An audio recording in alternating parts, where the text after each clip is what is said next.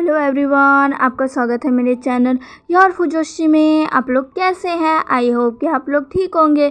तो चलिए हम अपनी स्टोरी की स्टार्टिंग करते हैं। यहाँ पर हमें मैडम लैन को दिखाया जाता है जो कि वांग जी को डांट रही थी। वो वांग जी को डाइनिंग टेबल पर बैठाते हुए कहती है, यहाँ बैठो वांग जी, आज तुम्हें ब्रेकफास्ट कर कर ही जाना होगा। वांग जी कहता है, मॉम पर मुझे जाना है। तभी मैडम लैन कहती है, वांग जी अगर तुमने एक और शब्द कहा ना तो देख लेना, मुझसे बुरा कोई नहीं होगा।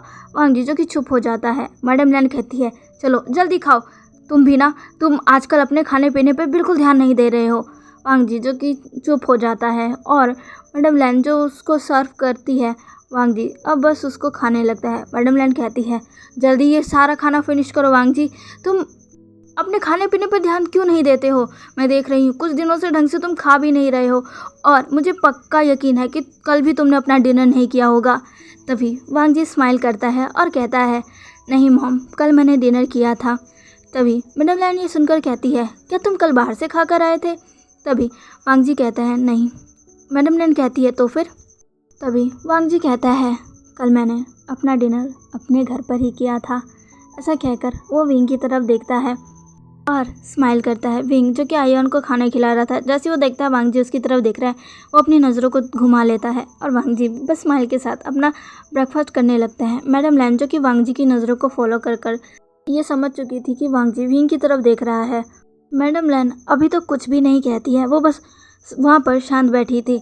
वांग जी जो कि अपना ब्रेकफास्ट करता है और कुछ ही समय में वो अपना ब्रेकफास्ट ख़त्म कर कर कहता है, मॉम अब मैंने ख़त्म कर लिया है, अब मैं जा रहा हूँ वरना मैं लेट हो जाऊँगा, मेरी आज इंपॉर्टेंट मीटिंग है। तभी मैडम लैंड कहती है, ठीक है, अपना ख्याल रखना। वांग जी कहता है, वांग जी जो कि आयवन के चिक्स पर किस करता है और कहता है, अच्छे से स्कूल जाना और अच्छे से रहना, किसी से झगड़ा मत करना। आयवन कहता है, हाँ डैडी। तभी वांग जी विंग से कहता है, विंग जो कि वांग जी की तरफ देखता है। वांग जी कहता है, तुम भी अपना ख्याल रखना। विंग जो कि कुछ भी नहीं कहता है, वो बस हाँ में अपना सिर हिला देता है और वांग जी वहाँ से चला जाता है। वांग जी के जाने के बाद विंग आयवन को अच्छे से ब्रेकफास्ट करवा देता है और फिर उसे स्कूल भेज देता है। अब यहाँ से हमें कुछ समय बाद का सीन दिखाया जाता है जहाँ पर विंग अपने रूम में था और वो आयवन की कुछ ड्राइंग बुक के पेजेस को कलेक्ट कर रहा था, जिसे आयवन ने इधर उधर फैला दिया था। आजकल वो आयवन विंग के साथ ही रहता था, इसलिए उसका सारा सामान भी विंग के रूम में ही आ चुका था। विंग उन सबको कलेक्ट कर रहा था। तभी वहाँ पर मैडम लैन आती है और कहती है, विंग क्या कर रहे हो? तभी विंग कहता है, कुछ नहीं मदर, वो आयवन ने ये सब फैला दिया था, मैं बस इसे ही कलेक्ट कर रहा था। मैडम लैन कहती है, मैडम लैन अब विंग के पास आती है जो कि वहीं बेड पर बैठा हुआ था और सारे पेजेस को अच्छे से कलेक्ट कर कर रख रहा था। तभी मैडम लैन कहती है, विंग क्या मैं तुमसे कुछ पूछ सकती हूँ? तभी विंग कहता है, हाँ मॉम, पूछिए, आपको क्या पूछना है? तभी मैडम लैन कहती है, क्या कल तुमने वांग जी को डिनर करवाया था? तभी विंग ये सुनते ही रुक जाता है, वो जो काम कर रहा था वो करना बंद कर देता है और मैडम लैन की तरफ देखता है। मैडम लैन जो कि विंग को देख रही थी, विंग जो कि तुरंत ही अपनी नज़रों को हटा लेता है। मैडम लैन कहती है, विंग। तभी विंग जो कि कहता है, ये सुनकर मैडम लैन बहुत खुश होती है, बहुत ज़्यादा। मैडम लैन कहती है कि क्या सच में? तभी विंग कहता है, हाँ, वो आयवन ने बताया था कि वो अपना खाना अच्छे से नहीं खा रहे थे और मुझे पता है अगर वो खाना अच्छे से नहीं खाएंगे तो वो बीमार पड़ जाएंगे। पहले भी ऐसा हो चुका है ना, तो मैं वेट कर रहा था। मैडम लैन जब ये सुनती है, उनकी आंखों में आंसू आ जाते हैं। वो विंग को हक करती है और कहती है, तुम्हारा शुक्रिया। विंग कहता है, आप शुक्रिया क्यों बोल रही हो मदर? तभी मैडम लैन कहती है, कुछ नहीं, बस मैं बहुत खुश हूँ कि तुम्हें वांग जी का अभी भी उसकी फ़िक्र है। विंग जो कि इस बात पर कुछ भी नहीं कहता। मैडम लैन कहती है, मैं जानती हूँ तुम्हारे लिए सारी चीज़ों से मूव ऑन कर पाना बहुत मुश्किल है विंग, पर प्लीज़ तुम मेरे बेटे को एक चांस ज़रूर देना। विंग जो कि इस बात पर कुछ भी नहीं कहता है। मैडम लैन जो कि अब विंग से हक ब्रेक कर कर विंग की तरफ देखती है। विंग जो कि उनकी तरफ नहीं देख रहा था। मैडम लैन विंग के गालों को सहलाते हुए कहती है, मैं जानती हूँ वांग जी ने जो किया है उस चीज़ों के लिए माफ़ कर पाना तुम्हारे लिए बहुत मुश्किल है, पर प्लीज़ विंग कोशिश ज़रूर करना। मेरे बेटे ने बहुत बहुत कुछ किया है जिससे वो तुम्हारे ज़िंदगी में वापस अपनी एक नई जगह बना पाए। वो उसे पता है वो पुरानी जगह तो वापस नहीं पा सकता, जो तुम्हारे दिल में उसके लिए जगह थी वो उस जगह पर वापस तो नहीं आ सकता, पर वो चाहता है कि तुम उसे एक और मौका दो और अपने दिल में उसके लिए एक नई जगह बनाओ। विंग प्लीज़ एक मौका, बस एक मौका, मैं बस तुमसे एक मौका चाहती हूँ। विंग जो कि मैडम लन की तरफ देखता है और कुछ नहीं कहता। मैडम लन जो कि समझ जाती है कि अभी विंग को और टाइम चाहिए। मैडम लन कहती है कोई जल्दी नहीं है विंग, तुम अच्छे से सोच समझ कर अपना फ़ैसला लेना, ठीक है? मैं अभी बस इतना चाहती हूँ कि तुम अपना ख्याल रखना, ओके? ऐसा कहकर वो विंग के फोरहेड पर किस करती है और कहती है मेरी बातों को ज़्यादा सीरियस मत लेना, ओके विंग? ऐसा कहकर वो विंग अपनी जगह पर से उठती है और वहाँ से चली जाती है। विंग जो कि अपने कमरे में अकेला रह गया था और बस मैडम लैन की कही गई बातों को याद कर रहा था। इधर दूसरी तरफ वांग जी आज अपने ऑफिस में बैठा हुआ था और उसके चेहरे पर स्माइल थी। वो कुछ फाइलों को चेक कर रहा था और वो भी बहुत ही ज़्यादा स्माइल के साथ। उसके सामने खड़े हाउशॉन जो कि वांग जी को बस देखा जा रहा था, वो देख रहा था वांग जी कितने स्माइल के साथ उस फाइल को देख रहा है, जैसे वो कोई फाइल नहीं हो, उसके लवर की तस्वीर हो। ऐसा सोचकर हाउशॉन अपने बगल में खड़े वैनिंग को कोनी मारता और कहता है देखो बॉस कैसे स्माइल कर रहे हैं। तभी वैनिंग कहता है मैं भी वही देख रहा हूँ। तभी हाउशॉन कहता है तुम्हें क्या लगता है क्या हुआ होगा? वैनिंग कहता है मुझे क्या पता। तभी हाउशॉन कहता है कुछ ना कुछ ज़रूर हुआ होगा, तभी बॉस इतना स्माइल कर रहे हैं, क्या पता कल उन्होंने अपने लवर के साथ एक अच्छा टाइम बिताया हो और इसी वजह से आज वो बहुत खुश हो। तभी वैनिंग कहता है तुम्हें ऐसा क्यों लगता है? तभी हाउशॉन कहता है मुझे बहुत तजुर्बा है, मैंने बहुत से लोगों को देखा है ऐसे। तुम्हें पता है इंसान ऐसी हरकतें तब करता है जब वो उसके साथ कुछ बहुत ही ज़्यादा अच्छा होता है, और हमारे बॉस तो कभी ऐसे नहीं करते, पर आज वो ऐसा कर रहे हैं, इसका मतलब ज़रूर कोई शख्स है जिस कुछ सोच कर हमारे बॉस बस स्माइल किए जा रहे हैं। लगता है वो इनकी ज़िंदगी में बहुत मायने रखता है। तभी वैनिंग कहता है शायद तुम सही कह रहे हो। तभी वहाँ पर एक और पर्सन की एंट्री हो जाती है। वो पर्सन अंदर आती है और कहती है बॉस। उसकी आवाज़ सुनकर हाउशॉन और वैनिंग दोनों का मुंह बन जाता है, क्योंकि दोनों में से किसी को इंसान नहीं पसंद। यस, वो डेज़ी थी। डेज़ी जो कि अंदर आती है और कहती है बॉस ये लीजिए, आपने जो कहा था वो मैंने कर दिया है, आप एक बार इन फाइलों को चेक कर लीजिए। तभी वांग जी कहते हैं वांग जी जिसके चेहरे पर अब भी स्माइल थी। डेज़ी जब ये देखती है तो वो बहुत ही एक्साइटेड होकर वांग जी से पूछ ही लेती है बॉस आज तो बहुत खुश लग रहे हो, क्या कोई बात है? तभी वांग जी जो कि डेज़ी की तरफ देखता है और कहता है कि क्या? तभी डेज़ी कहती है आप स्माइल कर रहे हो, ऐसा कभी नहीं होता, क्या कोई बात है? क्या कुछ अच्छा हुआ है? वांग जी जो कि फिर से स्माइल करता है और कहता है हुआ तो है। डेज़ी जो कि खुश हो जाती है, वो सोचती है क्या पता उसके बॉस उसके लिए कुछ सोच रहे हो और वो इसी बात को याद कर कर खुश हो। डेज़ी के दिमाग में अलग ही ख्यालात पकते हैं। डेज़ी जो कि कहती है क्या आप बताना चाहेंगे बॉस कि आखिर हुआ क्या है? वांग जी कुछ कह पाता इससे पहले हाउशॉन कहता है क्यों, तुम्हें क्यों जानना है? ये बॉस का पर्सनल मैटर है, अगर बॉस किसी चीज़ को लेकर खुश है तो उन्हें खुश रहने दो ना, उनसे पूछकर उनका मूड क्यों ख़राब कर रही हो? तभी डेज़ी कहती है क्यों, मैंने पूछकर कोई गलती कर दी क्या? मैं बस जानना चाहती हूँ कि बॉस इतने खुश क्यों हैं, वो ज़्यादातर ऐसे नहीं रहते, इसलिए मैंने बस पूछ लिया, इसमें मैंने क्या गलती कर दी? दोनों इससे पहले लड़ने लग जाए। वांग जी कहता है बस तुम दोनों शांत हो जाओ। डेज़ी और हाउशॉन दोनों शांत हो जाते हैं। वांग जी कहता है खबरदार अगर तुम दोनों ने फिर से एक दूसरे से बहस की तो। तभी हर्षन कहता है जी बॉस। डेज़ी कहती है देखिए ना बॉस, ये हमेशा ही मेरे साथ ऐसा ही बिहेव रखता है, मैं कुछ भी कर लूँ पर ये हमेशा ही मुझे ऐसे डांटेगा जैसे पता नहीं मैंने क्या कर दिया हो। ऐसा कहकर डेज़ी वहीं पर अपने मगरमच्छ के आंसू बहाने लगती है और जिसे देखकर हर्षन को बहुत गुस्सा आने लगता है। वांग जी कहता है हर्षवन, तुम्हें प्रोफेशनल बिहेव रखना चाहिए, लोगों से कैसे बात करनी चाहिए वो तुम्हें आना चाहिए। हर्षन, तुमने डेज़ी के साथ ऐसा क्यों किया, माफ़ी मांगो उससे। तभी हर्षन कहता है मैं तो बस। तभी वांग जी कहता है माफ़ी मांगो। हर्षन जो कि ना चाहते हुए भी डेज़ी से कहता है माफ़ कर दो डेज़ी, मैं आगे से ऐसा नहीं करूँगा। डेज़ी जो कि खुश हो जाती है, फिर भी वो कहती है ठीक है। वांग जी कहता है ठीक है डेज़ी, अब तुम यहाँ से जा सकती हो। डेज़ी जो कि ये सुनती और कहती है बॉस क्या मैं आपके पास रह सकती हूँ, वो मुझे आपसे कुछ काम है। तभी वांग जी कहता है तुम्हें मुझसे क्या काम है।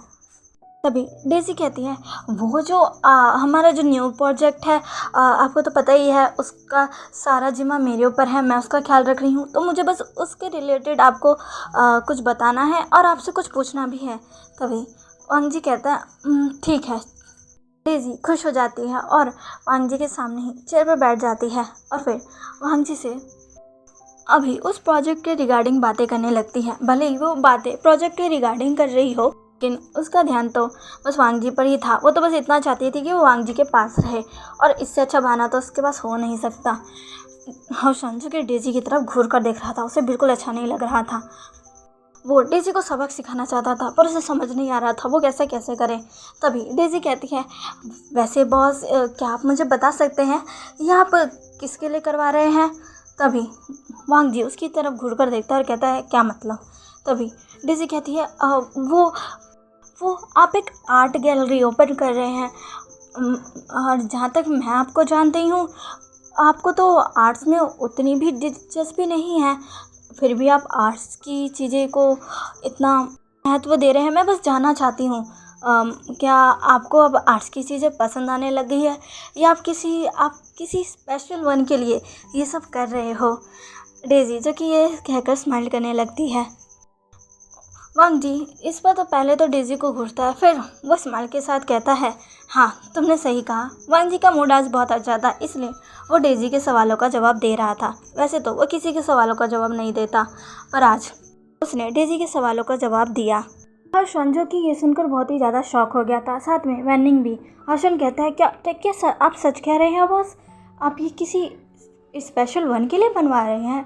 तभी वांग जी कहता है तुम लोगों ने बिल्कुल सही समझा, मैं ये किसी और के लिए करवा रहा हूँ जिसे आर्ट्स की चीज़ें बहुत पसंद है और उसे आर्ट्स में बहुत ही ज़्यादा इंटरेस्ट है, वो खुद भी बहुत अच्छा आर्टिस्ट है। ऐसा कहकर वांग जी विंग को याद करने लगता है। विंग का वो इमेज उसके आंखों के सामने घूमने लगता है जिसमें विंग अपने हाथों में पेंट ब्रश लेकर कुछ पेंट कर रहा होता है। वांग जी को याद है विंग कितना अच्छा पेंटर है। वो जब भी कुछ बनाता था तो वांग जी उसे देखकर चौंक जाया करता था क्योंकि सच में विंग की हर आर्ट बहुत अमेजिंग होती थी। कई बार विंग ने वांग जी की तस्वीरों को भी अपने आर्ट के ज़रिए उतारा था जिसे देखकर वांग जी भी कई बार शॉक हो जाया करता था क्योंकि विंग हमेशा ही उसे एक अलग अलग रूप में उसे दिखाया करता था। कभी उसे एक राजकुमार के रूप में, कभी वो वांग जी की कुछ ऐसी तस्वीरें बनाता जिसमें वांग जी ऐसा लग रहा था कि वो इस दुनिया के है ही नहीं, किसी अलग ही दुनिया से है। वांग जी हमेशा ही उसे देखकर विंग से कहा करता था विंग तुम कितना अच्छा पेंटिंग करते हो, सच में विंग तुम्हारा जवाब नहीं है। विंग कहता है हाँ बिल्कुल, देख लेना वांग जी, मैं एक बहुत फेमस पेंटर बनूंगा और मेरी एक आर्ट गैलरी भी होगी जिसमें सिर्फ मेरी बनाई पेंटिंग होगी। वांग जी विंग की ये बातें सुनकर स्माइल करने लगता है और कहता है ठीक है विंग, अगर तुम ये चाहते हो तो तुम्हें वो आर्ट गैलरी मैं बना कर दूंगा और तुम उसी आर्ट गैलरी में अपनी सारी पेंटिंग्स को लगाना। विंग जो कि वांग जी को देखकर कहता है क्या सच में लंजा तुम मेरे लिए ऐसा करोगे। वांग जी हमेशा ही कहा करता था हाँ बिल्कुल, मैं तुम्हारे लिए कुछ भी करूँगा विंग। विंग हमेशा ये सुनकर बहुत स्माइल किया करता था। वांग जी जो कि अपनी यादों में खो गया था उसे हर्षवन होश में लाते हुए कहता है बॉस बॉस बॉस। वांग जी अब होश में आता और कहता है हाँ। तभी हसन स्माइल के साथ कहता है अब कहाँ खो गए थे, क्या आप उस पर्सन के बारे में सोच रहे थे? वांग जी जिसके कान रेड हो गए थे वो कह रहा था नहीं वो। तभी हसन कहता है कोई बात नहीं बॉस, मुझे लगता है वो इंसान आपकी ज़िंदगी में बहुत मायने रखता है और शायद आप उसे पसंद करते हो। ये सुनकर वांग जी के गाल भी रेड हो जाते हैं और वो हसन से कहते हैं हाउ शुआन, भूलो मत मैं तुम्हारा बॉस हूँ। हसन कहता है जी बॉस, पर हसन के चेहरे पर एक बड़ी सी स्माइल थी। और इधर डेजी अपने ही ख्याली पुलाव पकाई जा रही थी। वो सोच रही थी शायद वांग जी उसकी बात कर रहा है, क्योंकि डेजी को भी आर्ट्स का बहुत शौक़ है, उसे भी पेंटिंग्स बहुत पसंद है। उसे लग रहा है कहीं वांग जी उसके बारे में तो नहीं सोच रहा। डेजी ये सोचकर खुश होते हुए कहती है बॉस क्या आप ये उसे गिफ्ट करोगे? तभी वांग जी कहता है हाँ मैं सोच रहा हूँ मैं इसे उसके बर्थडे पर गिफ्ट कर दूँ, वो बहुत खुश हो जाएगी, वो बहुत खुश होगा इसे देखकर। तभी डेजी स्माइल के साथ कहती है आपने बिल्कुल सही कहा, उसे तो लग रहा था ये सब उसके लिए। हाउशन जो कि समझ रहा था कि शायद कोई है जो जिसे उसके बॉस बहुत प्यार करते हैं और ये सब उसके लिए कर रहे हैं। तभी डेजी कहती है अब वैसे बॉस आपने ये तो बताया ही नहीं कि किस पेंटर की आप पेंटिंग्स को उस आर्ट गैलरी में लगाओगे। तभी वांग जी कहता है वो तुम मुझ पर छोड़ दो, मेरे नज़रों में एक बहुत ही अच्छा पेंटर है जिसकी पेंटिंग बहुत अमेजिंग होती है। मैं उसी की पेंटिंग्स को अपनी आर्ट गैलरी में लगाऊंगा और वो मेरी आर्ट गैलरी में चांद लगा देंगी। डेजी जो कि खुश होते हुए कहती है आखिर वो कौन है? वांग जी कहता है पहले ये सब तैयार हो जाए फिर मैं तुम सबको वो बता दूंगा। डेजी जो कि खुश हो जाती है। हाशान जो कि मन में सोचता है वो कौन सा इंसान होगा जो हमारे बॉस पर इतना इम्पैक्ट डाल रहा है, जिसे याद कर कर बॉस इतने ज़्यादा खुश हैं। इधर दूसरी तरफ डेजी जो कि और भी ज़्यादा खुश हो रही थी क्योंकि उसे लग रहा था वांग जी उसके बर्थडे की बात कर रहा है, क्योंकि उसका भी बर्थडे आने वाला था और वो इसी चीज़ को सोच कर खुश हो रही थी। इधर दूसरी तरफ हमें आईवान को दिखाया जाता है जो कि अभी अपने स्कूल में था और जिनलिंग और अपने कुछ और दोस्तों के साथ बैठा था। आईवान कहता है शीशी क्या हुआ, तुम इतनी सैड क्यों हो? शीशी जो कि उसकी एक दोस्त थी वो सैड थी। आईवान उससे पूछता है कि वो सैड क्यों है। तभी शीशी कहती है कल मेरे मॉम डैड की लड़ाई हो गई, जिसके बाद मॉम ने डैड को घर से बाहर निकाल दिया। मैं मम्मा और डैडा दोनों के साथ सोती थी, लेकिन डैडा नहीं थे तो मुझे अच्छा नहीं लगा। तभी आईवान कहता है तुम अपने मम्मा डैडा दोनों के साथ सोती थी? तभी शीशी कहती है हाँ बिल्कुल। तभी शीशी कहती है क्यों, क्या हुआ, क्या तुम अपने मम्मा दादा के साथ नहीं सोते? आईवान कहता है मैं तो मम्मा के साथ सोता हूँ, दादा तो दूसरे रूम में सोते हैं। तभी जिनलिंग कहता है ऐसा क्यों, मैं भी तो अपने मॉम डैड दोनों के साथ सोता हूँ। तभी आईवान कहता है मुझे नहीं पता, डैड हमेशा अलग रूम में सोते हैं और मैं मम्मा के साथ उनके रूम में सोता हूँ। तभी आईवान कहता है क्या मतलब तुम्हारे मॉम डैड की लड़ाई हो गई? तभी आईवान कहता है क्या? तभी जिनलिंग कहता है हाँ तुम्हारे मॉम डैड की लड़ाई हो गई, तभी तुम्हारे मॉम ने तुम्हारे डैड को उनके रूम से बाहर निकाल दिया और वो दूसरे रूम में सोते हैं। तुम्हें पता है जब मेरे मॉम डैड की लड़ाई होती है ना, तब मॉम ऐसा ही करती है, वो डैड को रूम में नहीं आने देती, जिसकी वजह से डैड दूसरे रूम में सोते हैं। शायद तुम्हारी मॉम और तुम्हारे डैड की भी लड़ाई हो गई है, इसलिए तुम्हारी मॉम हमेशा ही तुम्हारे डैड को रूम से बाहर निकाल देती है और वो दूसरे रूम में सोते हैं। आईवान कहते हैं क्या ऐसा है? तभी जिनलिंग कहता है क्या तुम्हें नहीं पता? तभी आईवान कहते हैं नहीं। तभी जिनलिंग कहता है तुम्हारे मॉम डैड के बीच झगड़ा हुआ और तुम्हें नहीं पता? तभी आईवान कहता है मैंने तो उन्हें कभी झगड़ते देखा ही नहीं। तभी शीशी कहती है शायद वो तुम्हारे सामने नहीं लड़ते होंगे क्योंकि वो नहीं चाहते कि तुम वो देखो। आईवान कहता है ऐसा क्यों? तभी शीशी कहती है पता नहीं, पर शायद वो उनकी बहुत ही ज़्यादा बुरी लड़ाई होगी। इसीलिए वो तुम्हारे डैड को रूम से बाहर निकाल दिया। अगर जल्दी सब कुछ ठीक नहीं हुआ तो वो तुम्हारे डैड को घर से भी बाहर निकाल देंगी, जैसे मेरी मॉम ने मेरे डैड के साथ किया। तभी आइवन कहता है, क्या मम्मा डैडा को बाहर निकाल देगी? तभी शीशी कहती है, हाँ, अगर तुम्हारे डैड ने तुम्हारी मॉम से माफ़ी नहीं मांगी और ऐसा ही रहा तो वो तुम्हारी मम्मा तुम्हारे डैड को घर से उनके बम बम पर लात मार कर निकाल देगी। तुम्हें पता है मेरी मम्मा ने भी ऐसा ही किया। उन्होंने दादा के बम बम पर लात मारी और उन्हें बाहर निकाल दिया। तुम लगता है तुम्हारी मम्मा भी तुम्हारे दादा को जल्दी बाहर निकाल देगी। तभी आइवन कहता है, नहीं, मैं नहीं चाहता। तभी लिंग कहती है, अगर तुम ऐसा नहीं चाहते तो तुम्हें अपने मम्मा पापा की लड़ाई को रुकवाना होगा, उन्हें फिर से साथ लाना होगा। अगर वो ऐसे ही लड़ते रहे तो तुम्हारी मम्मा तुम्हारे पापा को ज़रूर उनके बम बम पर लात मार कर निकाल देगी। आइवन इस चीज़ से बहुत ही ज़्यादा घबरा जाता है। आइवन सोचने लगता है, उसे याद आता है कि पहले वो वांगजी के साथ ही रोज सोता था, लेकिन जैसे विंग आया, विंग और वो उस रूम में रहने लगे, उस रूम से वांगजी निकल गया। आइवन ने जब पूछा था कि वो उस पहले वाले रूम में क्यों नहीं रहते, तब वांगजी ने कहा था कि वो रूम अब उसकी मम्मा का है और वो उस रूम में अपनी मम्मा के साथ रहे। उसके डैड का अब ये रूम है। आइवन को तब से लगता था शायद मम्मा और पापा के रूम अलग अलग होते हैं। आज उसे पता चला कि उनके रूम अलग है और वो इसलिए अलग अलग सोते हैं क्योंकि उनके बीच लड़ाई हुई है। आइवन यही सोच रहा था। तभी जिनलिंग कहता है, क्या सोच रहे हो आइवन? आइवन कहता है, मैं क्या करूं, मैं नहीं चाहता मम्मा पापा को उनके बम बम पर लात मार कर निकाल दे। तभी जिनलिंग कहता है, तुम्हें अपने मम्मा और पापा को साथ लाना होगा। अपने पापा से बोलो कि वो मम्मा से माफ़ी मांग ले। मेरे अंकल बहुत अच्छे हैं, तुम्हें पता है, वो तुम्हारे पापा को माफ़ कर देंगे। तभी आइवन कहता है, हाँ, मेरी मम्मा बहुत अच्छी है। तभी जिनलिंग कहता है, हाँ, अगर तुम अपने डैड से कहोगे कि वो तुम्हारी मम्मा से माफ़ी मांग ले तो वो अंकल उन्हें माफ़ कर देंगे और फिर तुम अपने मम्मा बाबा दोनों के साथ सो पाओगे और तुम्हारी मम्मा तुम्हारे डैड को उनके बम बम पर लात मार कर नहीं निकालेगी। आइस से सुनकर आइवन बहुत ही ज़्यादा खुश हो जाता है और कहता है, क्या सच में? तभी शीशी कहती है, हाँ बिल्कुल, तुम आज ही कहना कि वो तुम्हारे डैड तुम्हारी मम से माफ़ी मांग ले। तभी आइवन कहता है, मैं ज़रूर कहूँगा, मैं ज़रूर कहूँगा।